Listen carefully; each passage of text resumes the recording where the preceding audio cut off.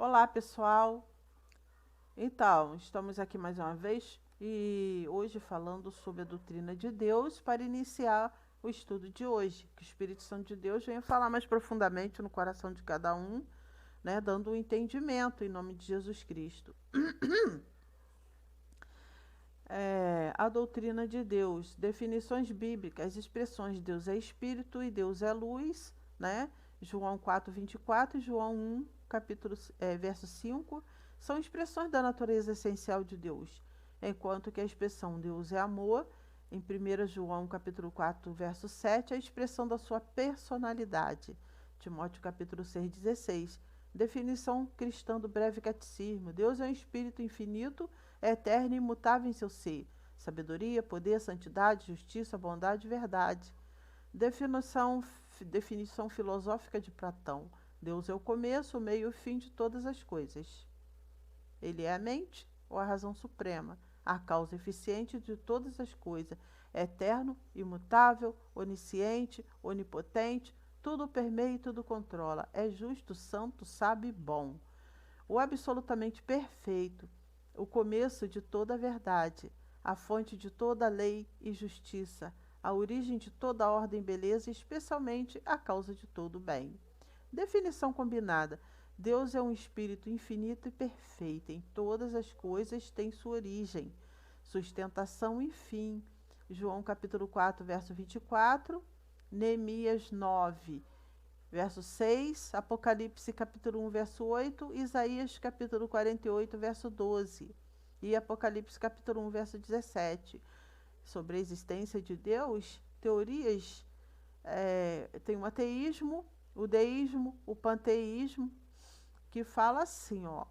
Ateísmo nega a existência teórica e prática de Deus. Deísmo, Deus criou, mas se retirou e deixa a criação à sua própria sorte, não interfere. E o panteísmo pensa que Deus é uma força impessoal que está presente em tudo. Teísmo, existe um Deus vivo e pessoal que criou e governa todas as coisas. Não se pode duvidar da existência de ateus práticos, visto que tanto a escritura como a experiência a atestam. A respeito dos ímpios, os Salmos capítulo 14, verso 1 declara: diz o insensato no seu coração, não há Deus. Em Salmos capítulo 10, 4, parte B. E Paulo lembra aos Efésios que eles tinham estado anteriormente sem Deus no mundo. Efésios capítulo 2, verso 12. A experiência também da abundante da presença deles no mundo. Eles não são necessariamente ímpios, notórios aos olhos dos homens, mas podem pertencer aos assim chamados homens decentes do mundo, embora consideravelmente indiferentes para com as coisas espirituais. Tais pessoas muitas vezes têm a consciência do fato de que estão em desarmonia com Deus, tremem ao pensar em defrontá-lo e procuram esquecê-lo. Parece ter um secreto prazer em exibir o seu ateísmo quando tudo vai bem, mas é sabido que dobram os seus joelhos em oração quando sua vida entra repentinamente em perigo.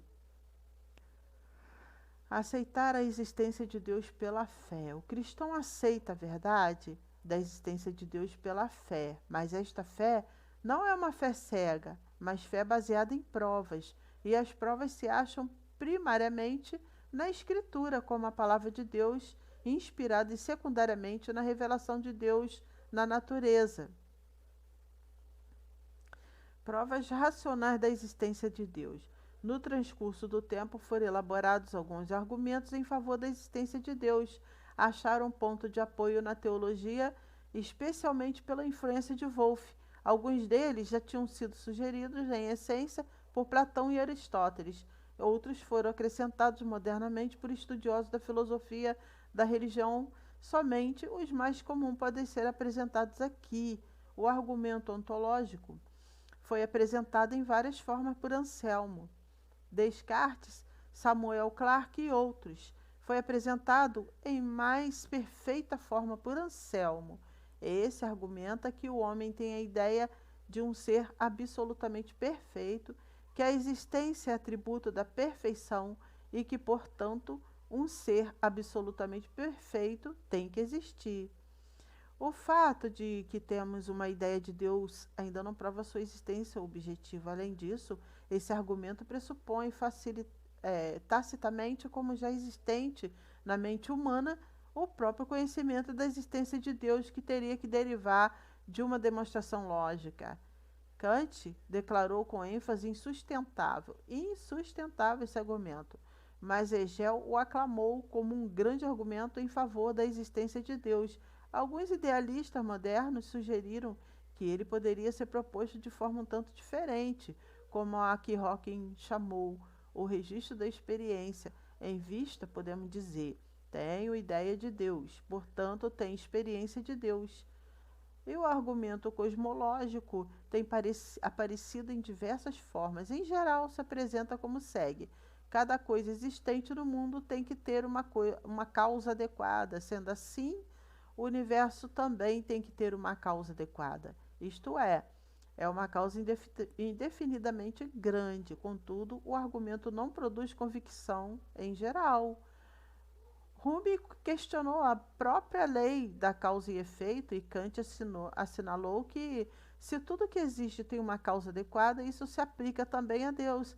E assim, somos suposição de que o cosmos teve uma causa única, uma causa pessoal e absoluta, e, portanto, não prova a existência de Deus. Essa dificuldade levou a uma construção ligeiramente diversa do argumento, como, por exemplo, a que B.P. Bowie fez. O universo material aparece como um sistema interativo e, portanto, como uma unidade que consiste de várias partes. Daí, deve haver um agente integrante que veicule a interação das várias partes ou constitua a base dinâmica da existência delas. O argumento teológico também é causal e, na verdade, é apenas uma extensão do mediante anterior, do imediatamente anterior. Pode ser exposto da seguinte forma: em toda parte o mundo revela inteligência, ordem, harmonia e propósito, e assim implica a existência de um ser inteligente com propósito, apropriado para a produção de um mundo como esse. Kant considera esse argumento o melhor dos três que mencionamos, mas alega que ele não prova a existência de Deus nem de um Criador, mas somente a de um grande arquiteto que modelou o mundo. Argumento moral. Como os outros argumentos, esse também assumiu diferentes formas. Kant tomou seu ponto de partida no imperativo categórico e deste deferiu a existência de alguém que, como legislador e juiz, tem absoluto direito de dominar o homem. Em sua opinião, esse argumento é muito superior a qualquer dos outros. O argumento histórico toma a seguinte forma: entre todos os povos e tribos da terra há um sentimento religioso que se revela em cultos exteriores. Conclusão: nada podemos saber de Deus se Ele mesmo não quiser revelar. Todo o nosso conhecimento de Deus é derivado da sua autorrevelação na natureza e nas escrituras sagradas. Precisamos de um relacionamento pessoal íntimo com Ele. A essência natural de Deus, quando falamos em essência de Deus, queremos significar tudo que é essencial ao seu ser como Deus, isto é, substância e atributos. E a substância de Deus? Há duas substâncias, matéria e espírito. Deus é uma substância simples. A substância de Deus é puro espírito, sem mistura com a matéria. João capítulo 4, verso 24. Atributos de Deus. Sua substância é espírito e seus atributos são qualidades ou propriedades dessa substância. Atributos é a manifestação do ser de Deus. Classificação dos atributos naturais e morais, que também é chamado de intransitivo e transitivo, incomunicável e comunicável, absoluto e relativo, negativo e positivo ou imanente e emanente. Olha só, atributos naturais. Vida. Deus tem vida, ele ouve, vê, sente, age, portanto é um ser vivo. Você vai ver em João capítulo 10, verso 10, Salmo 94, verso 9 e 10, 2 Crônico, capítulo 16, verso 9, Atos, capítulo 14, verso 15, 1 Tessalonicenses, capítulo 1, verso 9. Quando a Bíblia fala do olho, do ouvido, da mão de Deus, e entre outras coisas, fala metaforicamente. A isso se dá o nome de antropoformismo. Antropomorfismo. Deus é vida. João, capítulo 5, verso 26 e capítulo 14, 26. E o princípio da vida. Atos, capítulo 17, verso 25 e 28. É espiritualidade. Deus, sendo espírito, é incorpóreo, invisível, sem substância material, sem partes ou paixões físicas e, portanto, é livre de todas as limitações temporais. João capítulo 4, verso 24, Deuteronômio 4, 15, 19 e 23. Capítulo 4, 15 a 19 e também 23. Hebreus capítulo 12, verso 9. Então, nós falamos aqui que Deus é um ser invisível. Invisível é aquilo que não pode ser visto. E os anjos também, porque são entidades espirituais. E você não consegue ver. Você só vê um anjo quando ele se deixa ver por você. Então, o anjo é um ser espiritual e invisível. Quando você vê que alguém diz, eu vi o anjo se deixou ver. Ou seja, ele tomou alguma forma e o deixou ser visto, se deixou ser visto. É muito difícil ver um anjo. Agora mesmo, no seu meio, tem anjos das trevas e tem os da luz. Os anjos da luz, se você é uma pessoa que teme a Deus, obedece a sua palavra, os anjos do Senhor te guardam, eles estão acampando ao seu redor, ou seja, eles estão à sua volta, eles andam para lá e para cá na velocidade da luz, por isso você não consegue vê-los, tá bom? E os anjos das trevas estão ao derredor procurando uma brecha para eles entrarem. E essa brecha ela é dada pela própria pessoa quando deixa se dominar pela emoção, pensamento, palavras ou atos. Personalidade, existência dotada de autoconsciência e autodeterminação. Êxodo capítulo 3, verso 14. Isaías capítulo 46, verso 11. Volição, vontade, querer, razão, intelecto, pensar, emoção, sensibilidade, sentir. Deuteronômio capítulo 6, verso 15, Provérbio capítulo 6, verso 16, entre outros. Triunidade, unidade de ser, há no ser divino apenas uma essência indivisível. Deus é um em sua natureza constitucional. A palavra hebraica que significa um no sentido absoluto é Yeshed. Gênesis capítulo 22, verso 2, isto é, uma unidade numérica simples. Essa palavra não é empregada para expressar a unidade da divindade. A unidade da divindade é ensinada nas palavras de Jesus. Eu e o Pai somos um. João capítulo 10, verso 30. Não sei se você já ouviu falar, mas a Trindade ela é representada também pela água e pelo ovo. Então, a água tem a parte sólida, que representa Cristo. Tem a parte gasosa, que representa o Espírito. E tem a parte da água, que representa Deus. Então, é Deus nos seus três estados, tá? Espiritual, físico e a água. Jesus está falando, tem o ovo também, o ovo tem a casca, que representa a parte física, a clara, que é a parte espiritual, que está entre os dois, e a gema, que tipifica Deus. Trindade de personalidade. Há três pessoas no ser divino, o Pai, o Filho e o Espírito Santo. A palavra hebraica que significa um, no sentido de único, é Echad, que se refere a uma unidade composta.